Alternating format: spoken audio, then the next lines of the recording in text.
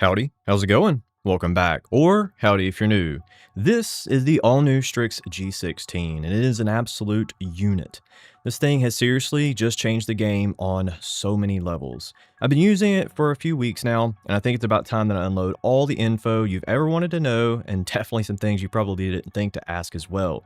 So you guys know, with all the devices, I am very picky. I'm a perfectionist, and in this video, I'm going to break down all the pros, cons, quirks, and features. So if you want to see more reviews like this with a spicy, unique perspective, make sure that you're subscribed. I've got several more exciting devices cooking up behind the scenes, and you never know what's going to pop up next. Also, if you already own this device, stay tuned. I've got another video that will be coming out hopefully pretty soon that will show you how to get the absolute most out of it, including undervolting and tuning and software optimizations and more. So for full transparency, ASUS was kind enough to send this over to the channel so I could review it, but no money exchanged hands. They also had zero input on this video, and they did not get to preview it before it went live. I speak merely from my own experiences, and I test every claim, and I stand behind the products that you see here on this channel, unless otherwise noted. I try to take my time with reviews so you get the full ride, not just slides and shows, but a real-world use case scenario. My loyalty is to you guys, and I'm always here to help you with setup, tuning, upgrades, and even troubleshooting. So some units like this do become long-term fixtures on the channel for future comparisons, guides, and troubleshooting, and some will be sent back. And I love acting as your unofficial long-term support line, so if you guys end up getting these devices and you have a question, or you want to know how to do something, definitely hit me up. I'm happy to help. So as always, I strive to stay focused on the facts and my experiences so you can make the most informed choice possible. All right, so with that out of the way, let's talk about the all-new 2025 ROG Strix G16. This particular model came with the perfect spec, in my opinion anyways. This one has the Intel Core Ultra 9 275HX, which is a 24-core, 24-thread monster that has a boost clock up to 5.4 gigahertz and a max TDP of 80 watts. The CPU is seriously a beast, and I can't wait to show you in the benchmarks.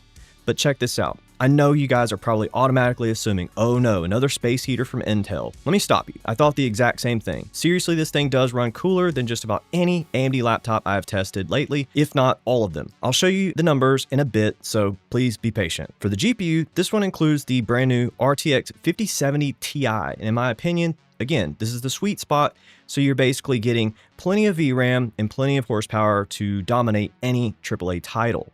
And yes, the temps on this also stayed impressively cool throughout my testing. Now, if you want other options like a 5070 or a 5080, they have plenty of variants available as well. Now, this one also does have the MUX switch, which will allow you to swap between the integrated GPU and the dedicated NVIDIA GPU on the fly without having to reboot.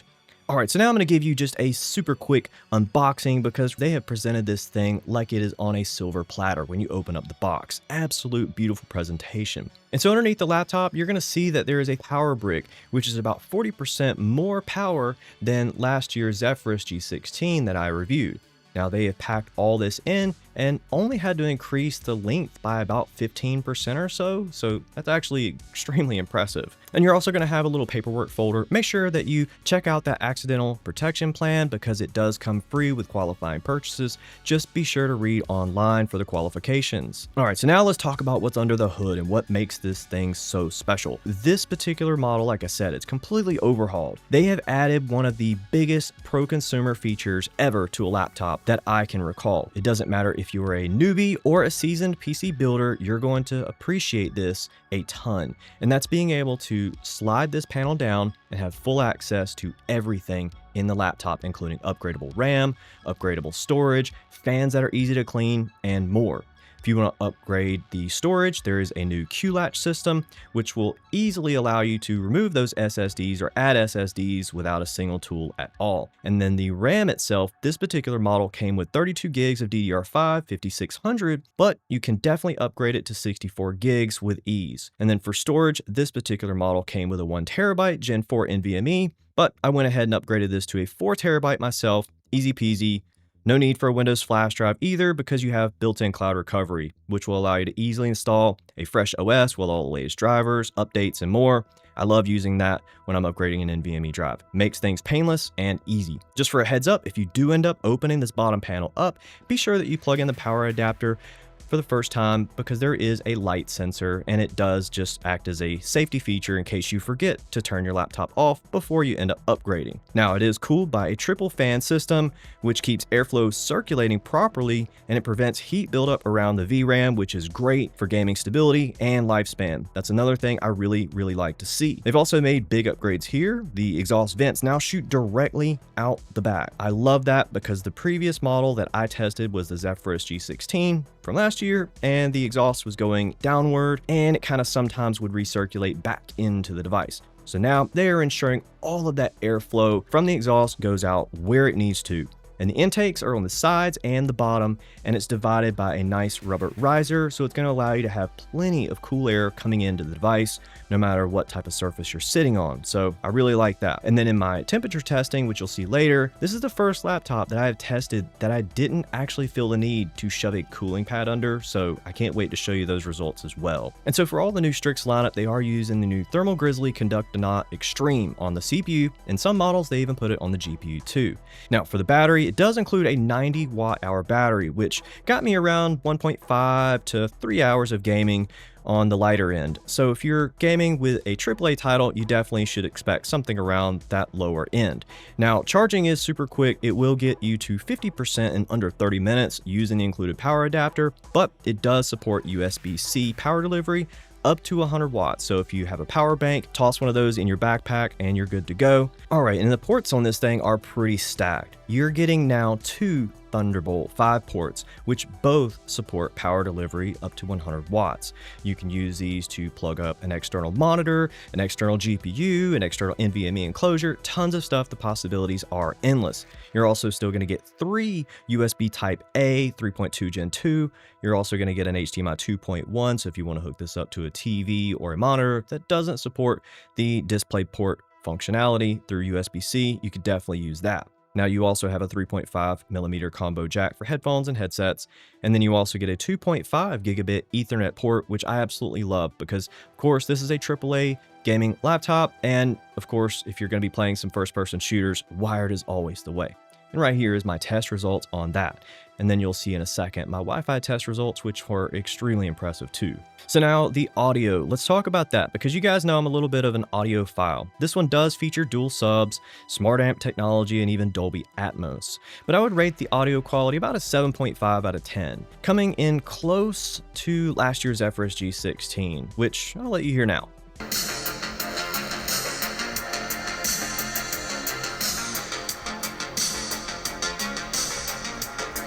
So the speakers, they still sound amazing, and they are cleaner, and they have a great high-end sound, but the main differences, in my opinion, come down to the preference with top-firing speakers versus side-firing speakers. No one's ears ever perceive the same sound, so you may like one, I may like one, but yeah, it's just your personal choice. All right, so now let's talk about one of the other game changers that I told you this thing had. And this is an amazing ROG Nebula display. It's 16 inches, 2560 by 1600p, 2.5K. It's a 240 Hz refresh rate panel with a 3 millisecond response time. Has G-Sync, Dolby Vision, and 100% DCI-P3 color coverage. And it also is Pantone verified too. So if you're going to be using this for editing, photo design, gaming, or just watching movies, it's going to look really good. And trust me, it definitely did. I'm usually an OLED guy, but this panel definitely impressed me. Brightness was nuts, glare reduction was very impressive thanks to their new dual layer ACR film, and the contrast was dialed in. So the ACR, or ambient contrast ratio film, works wonders with reducing glare without reducing the image quality. It's pretty crazy. It reduces reflections up to about 55%, and then it improves contrast ratio for up to about 4.5 times. So if you're comparing screen options out there, I'll give you just a little bit of a rundown. When you're looking at glossy screens, they have a ton of glare and they are fingerprint magnets. So this was great in my testing with all my benchmarks, especially with studio lighting behind me. And for color accuracy, it seemed better than any of the other IPS displays that I have or I have used, and I didn't have to go in and manually calibrate it and tune it to my liking. It was pretty much just set and forget it. It was great. Best IPS display that I have seen to date. All right, so now let's talk about the keyboard and the trackpad. So for all you keyboard warriors, Reddit ramblers, and late night gamers, you're going to be a whole lot happier with this keyboard than pretty much anything you're likely coming from on a laptop. They have finally tuned this with about 2 millimeters of key travel, and they have managed to do it without having any slop or wobble at all. So these curved keycaps also feel extremely crisp and tactile and smooth at the same time. It's completely a new sensation to me, and I found that when I'm typing, I don't have to look as much, so it makes typing a lot easier, and then also finding keys just that much easier as well. So let me give you a little sound test, and this is going to compare it to last year's Zephyrus G16, and you can actually see any type of key movement, and you let me know your observations, and if you like the sound of it, definitely let me know that below.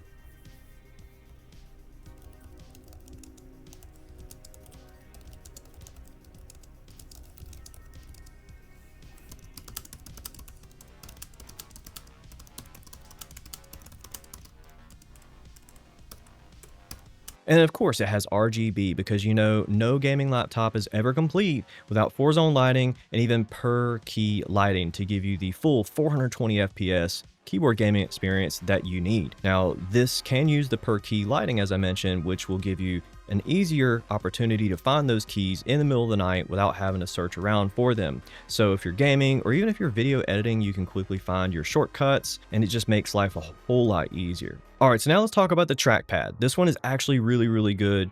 It is a very large and in charge trackpad with a really cool trick up its sleeve. So watch this. Yep.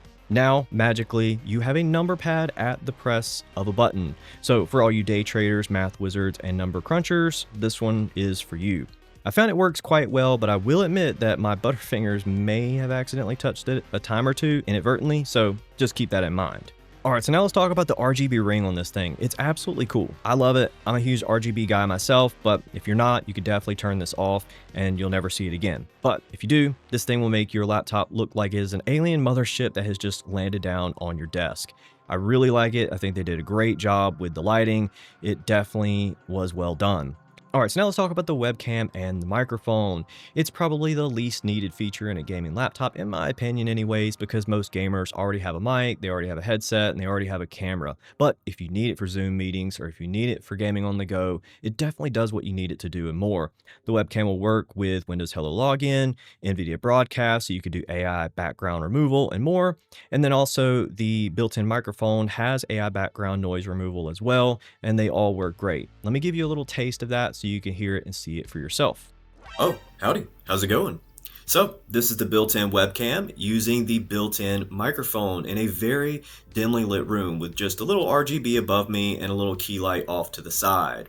I'm also using the built-in mic that has the AI noise cancellation feature enabled, and I'm not using the blur background removal tool just because my face is green.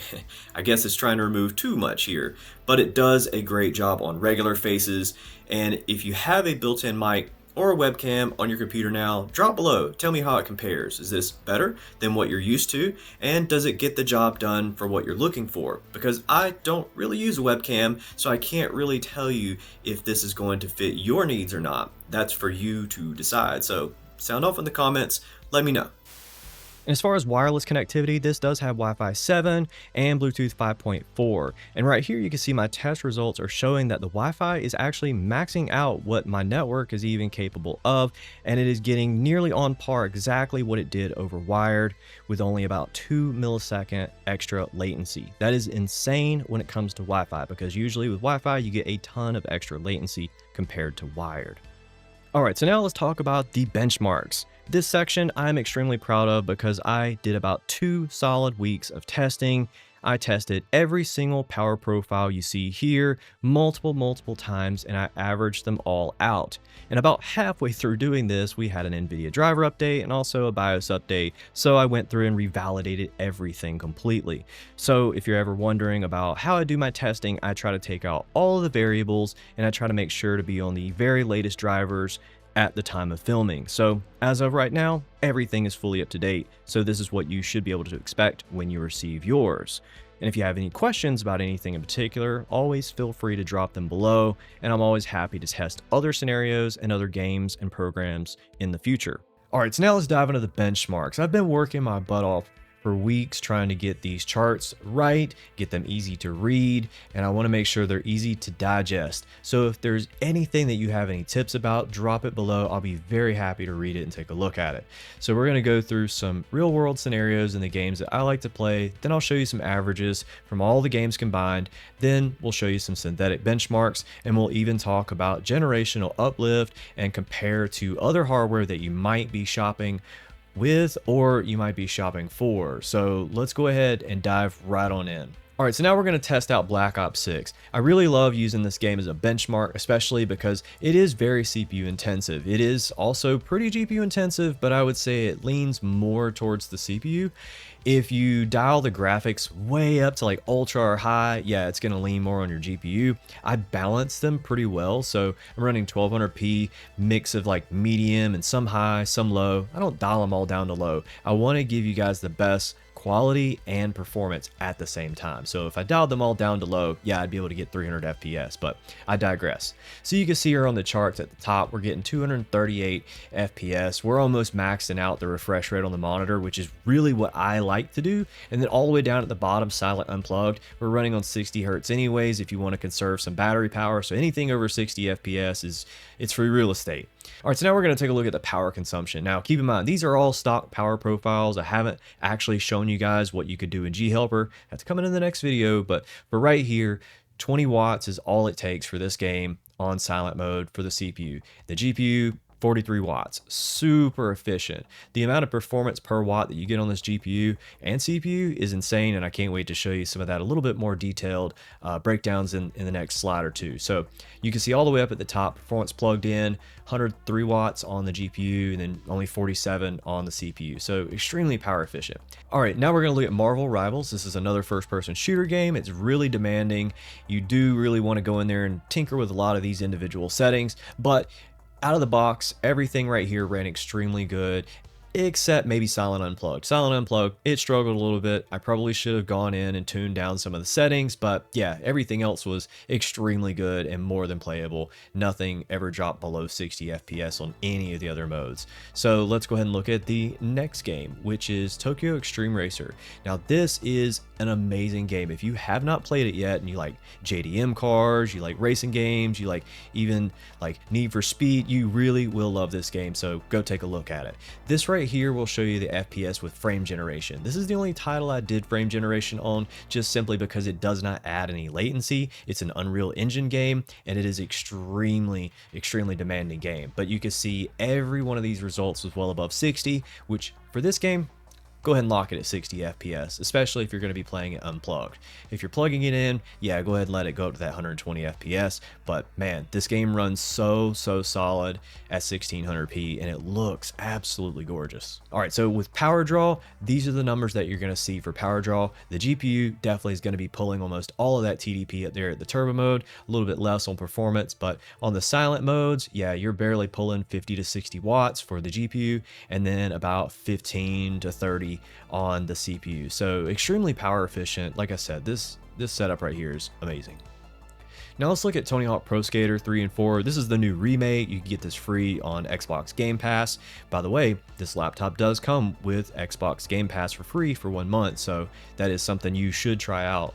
Now right here already, these FPS numbers, even all the way down on silent unplugged, insane, extremely good. If you're going to be playing this on silent unplugged, it's going to be running at 60 Hertz anyways, unless you manually change it. But yeah, lock that at 60 FPS and you'll actually save a little bit of power, and you'll probably have a little bit lower temps anyways. So yeah, that's a really good result for this laptop right here. All right, so now we're going to take a look at the TDP and the temperatures. So the max TDP of this GPU is about 140 watts, and in turbo mode, it's going to use all of it.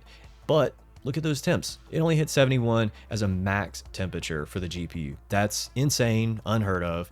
Every other 140 watt TDP GPU I've had in other laptops, they have been well in excess of the mid to upper 80s. So very impressive here. And on silent, unplugged, and performance unplugged, you're sitting in the mid 40s. Yeah, the GPU is going to be 45C.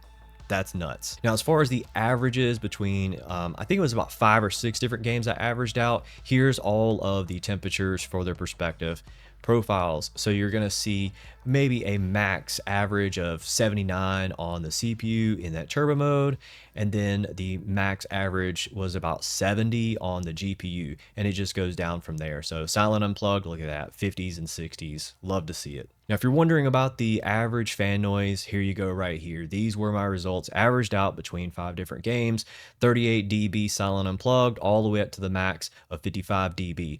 A 55 dB max is not bad, especially for turbo, for these amounts of power levels that you're pulling. It's not bad. I do measure my fan noise a little bit closer than some people might. So yeah, your results may vary, but it actually has a better sound in my opinion than any of the other laptops. So the improvements they've made here are shining through. All right, so now we're going to take a look at the Furmark scores, and this is strictly a GPU only test. It does not touch the CPU.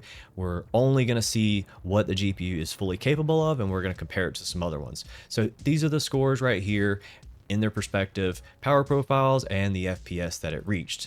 And here is the max TDP in each mode and the max temperature that it reached. All right, so now hopefully this chart right here is going to really put things into perspective, because I spent probably more time on this than I should have, but yeah, I digress. Let's go. Furmark score comparison. This thing is absolutely insane. At the top, 11,611. That's the score I got. I averaged it out between about 5 different runs. I wanted to make sure that it wasn't just a one-off. I can repeat these results and average them out. I really was blown away by this, because most of the other 5070 Ti laptops that I've seen and watched the results from and all the mean averages, it's 10,789. So it's definitely scoring almost 1,000 points higher than the other competition. Now that's actually almost on par with an RTX 3090. Well, it's actually 1.2% faster if you want to think about it like that, but the main thing to take away is the power efficiency. That GPU takes 350 to 420 watts to hit nearly the same score. So that's about 0.45 FPS per watt. Insane.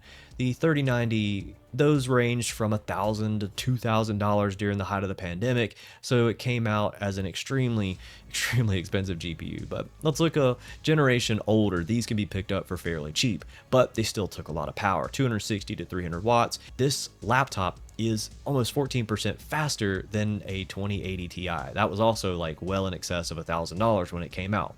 So hopefully that puts things into perspective. This is a very efficient GPU. It's up to about 200% more power efficient by my calculations. Now this right here is the Cinebench R23 score. This is just a multi-core CPU test that puts all those cores and all those threads straight to work so you can know exactly how capable the CPU is. This once again, it's one of those charts that is going to put things into perspective, and I spent probably more time on this than I should have, but here we are. So this is a mega breakdown of all the different CPUs that I have or have tested.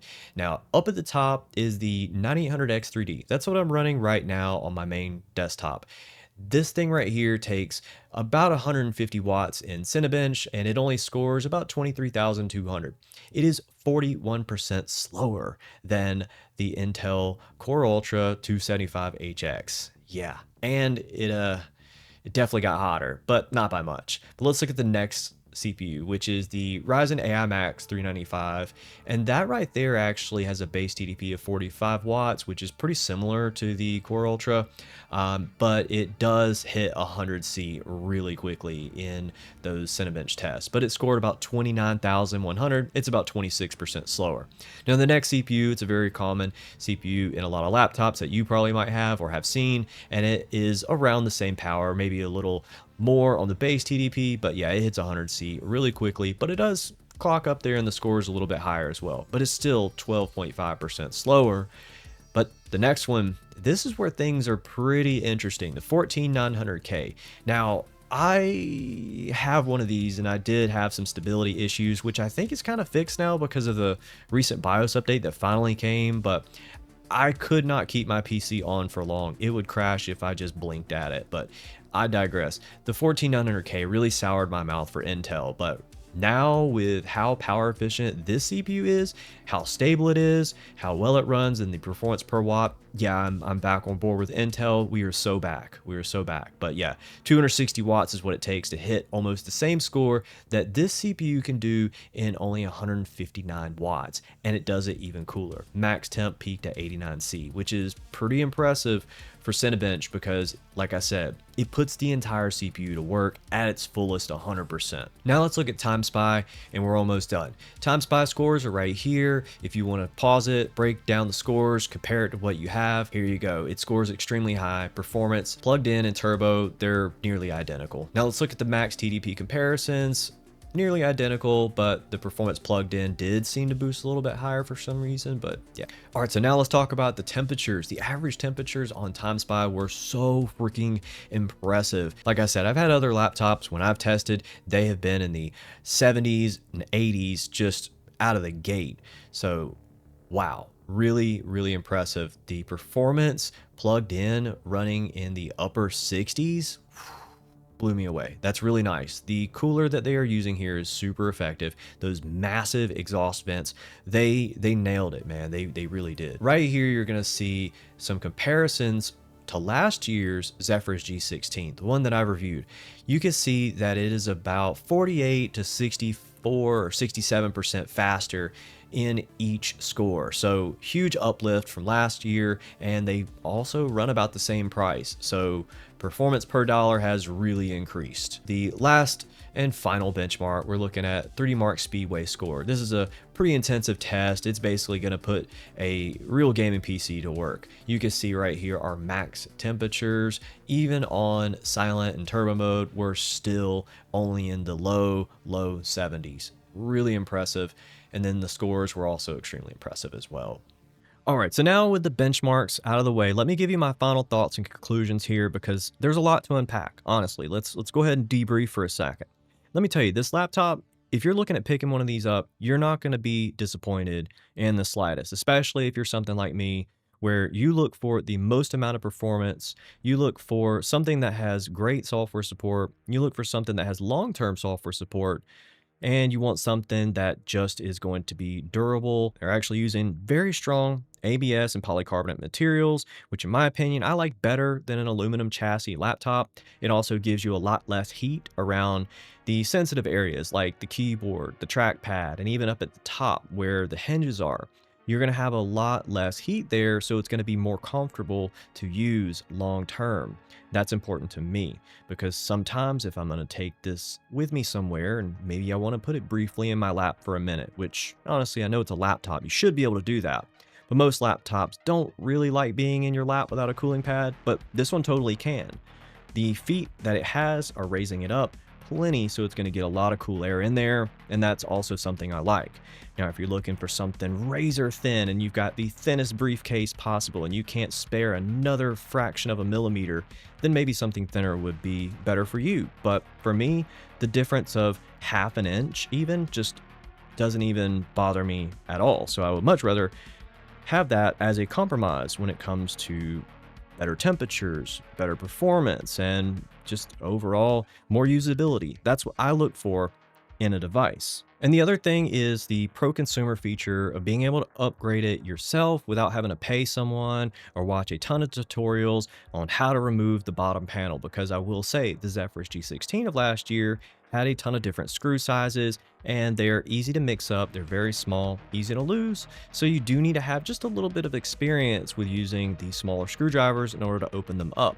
But with this, no tools needed. You can just buy a kit of RAM on Amazon or buy an NVMe drive and slap it in and go.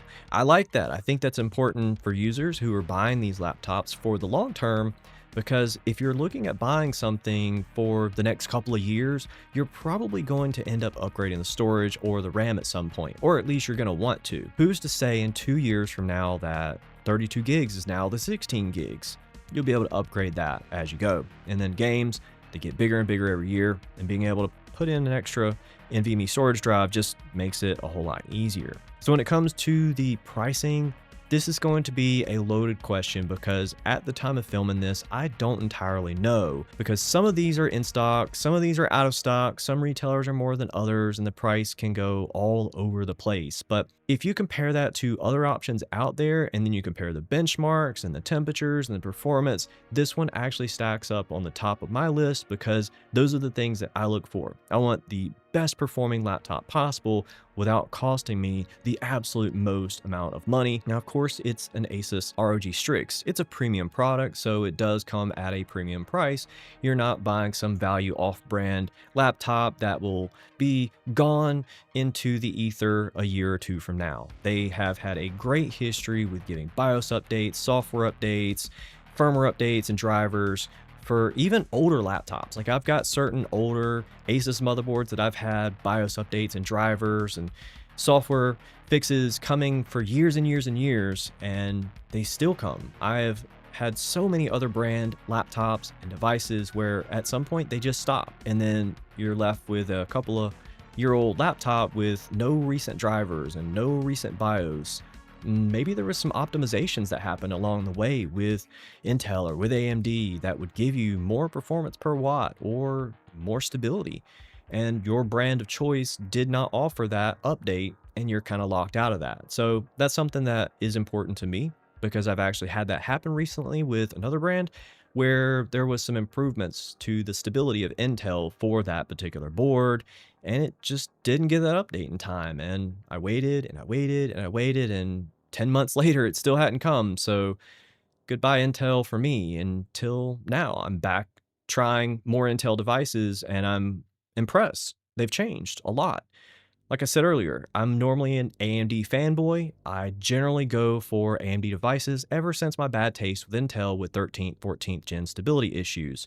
I think they have learned a lot because they turned so many people off of them that they had to rethink and readdress the situation, and they definitely did not disappoint this time. And I really like how much performance per watt you're getting here. I think these chips running cooler is going to really do well for the long term, and then you have a chip that is going to give you tons and tons of cores, tons and tons of threads. So even in the future, if you want to do editing, rendering, if you want to do VR, if you want to do anything that is really core heavy, you've got a CPU that can keep up. That's something else that happened to me as well in the prior. I had a laptop that only had 6 cores. You know, I thought, hey, it's an Intel i7. You know, it's going to be plenty. 6 cores is all you need for gaming. No, I immediately learned that the GPU that it had, which at the time was a 3070, it was bottlenecked by that CPU. So even though I spent a little extra money and got that 3070, I probably should have just went up to a faster CPU and bought a weaker GPU, like a 3060 Ti, for example. I would have actually saved money and had a faster CPU that would have paired a little bit better. So for this instance, I don't see any bottleneck. I think if anything, the CPU is insanely powerful for this GPU. I think it's gonna do you well years and years and years to come. The 50 series technology with frame generation, everything that they have feature-wise is giving you more optimizations in this series than last year. And I think it's going to carry you further into the future. You're seeing models take less VRAM and producing higher quality image just because they're able to use upscaling a lot better than what we saw in the previous generations. So if you have a 3070 or 3080 and, you know, even into the 40 series, VRAM is going to matter a lot more on those than it's going to probably matter on these. So I think the optimizations and the upscaling is going to help more people in the long run. I'm glad to see that. Still wish it had even more VRAM. Of course, everyone wants 24 gigs of VRAM, but we all don't have unlimited budgets. So of course you have to pick something that's within your budget. And if this falls within your budget, definitely consider it. All right, so with all of that out of the way, once again, huge shout out to ASUS for sending this over to the channel for me to review. So if there's ever anything at all that you have a question about or you can't figure out, drop me a line and I'll see what I can do to help. I stay up way into the wee hours of the night sometimes helping you guys out, and I really enjoy that and I really love it. It makes me feel useful, it gives me something to do, and I just enjoy being of help to people. So if you do get this laptop and you run into a question, feel free to let me know and I'll see what I can do to help you out. And as always, if you want to use those links below, this will help the channel in a way that doesn't cost you a single extra dime. And I'm always trying to update these links and keep them with the best price possible. So if I see another retailer that is not an affiliate link that has a better price, I typically try to add those in there. That way you can get the best savings possible. As always, there's no pressure to use those, but when you do, it is greatly appreciated. So if you want to see more reviews like this, get subscribed because I got a spicy boy coming up next. And as always, I hope you guys have a good afternoon, good evening, or good night.